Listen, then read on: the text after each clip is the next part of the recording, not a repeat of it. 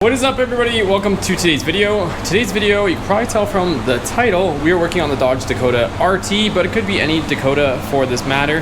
What we're doing is we've lowered this truck significantly. As you can see, it's got about a 3-inch drop in the front and about a 4-inch drop in the rear. And in doing that, if you guys haven't seen all the videos, we've documented the whole drop kit, the hangers, and the different springs in the front, all that stuff. But when we did that, we pretty much have our shocks almost bottomed out since it is very close to the frame. And what we are having happen is the rear is riding extremely rough. So even though we've got the Beltec Street Performance shocks in the rear, because they're pretty much all the way bottomed out, they're at the bottom of their travel and there's not much dampening happening there.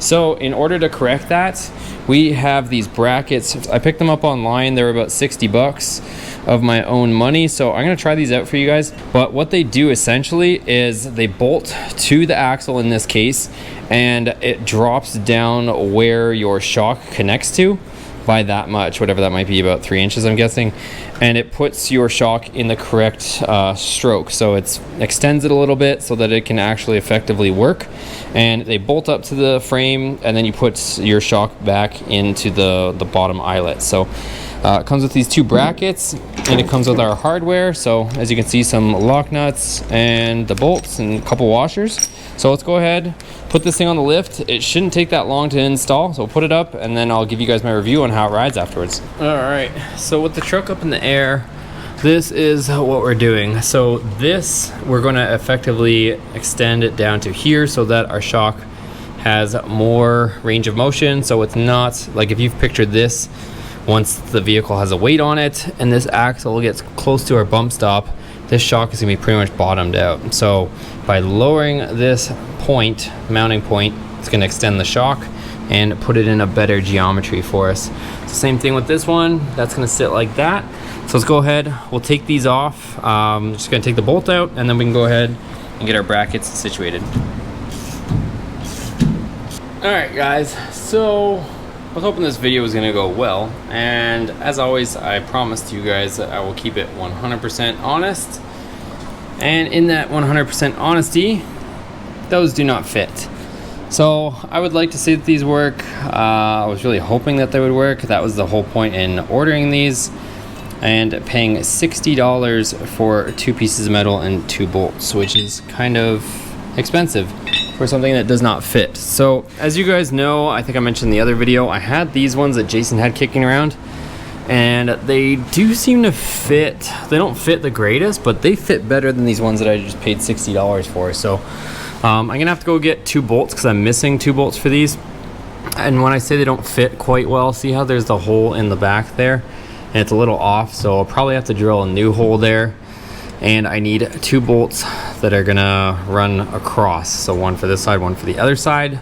But at least they fit on here snug, and this back portion contacts there, and I can put a bolt through the back to snug this bracket up and then put it together. So I don't think it's gonna happen today, guys, because I have to be somewhere soon, and I also have to go get some hardware. But like I said, in that 100% honesty, here you go.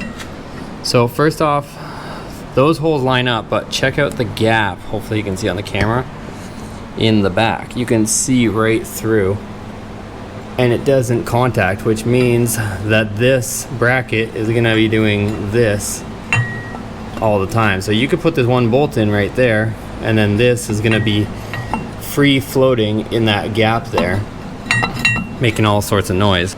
So these will not work, unfortunately, so either return them and get my money back or get the right thing coming, because there's no point in having these 2 brackets that are completely loose. Instead, I'll probably make it do with these. I'll drill a new hole in the back here, and at least I'll have a nice snug and tight fit.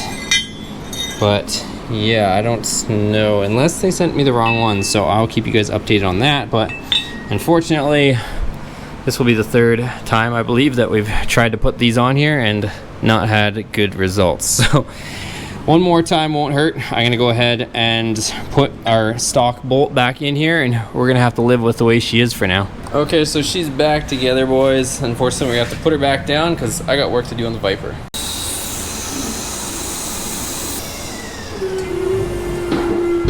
All right, boys, she's on the ground and the Viper needs some attention, so the least I can do in this video is give you guys a little cold start.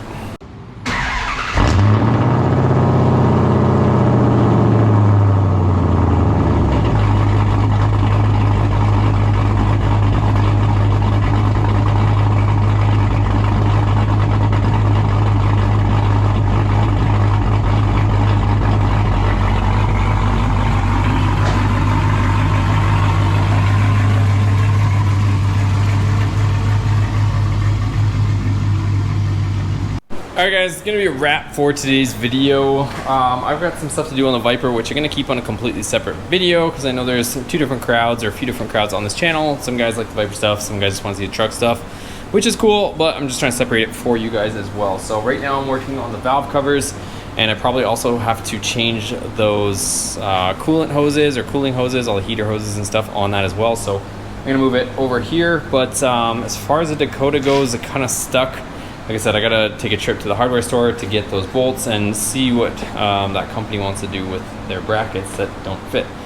I mean, they could technically fit, but it's not really not the right part for that. They would be really loose and it would probably just invoke a bunch of noise and chattering in the back, which is not what we're trying to achieve. So if you guys like this video and you guys like the honesty that goes on this channel, make sure you smash that thumbs up button.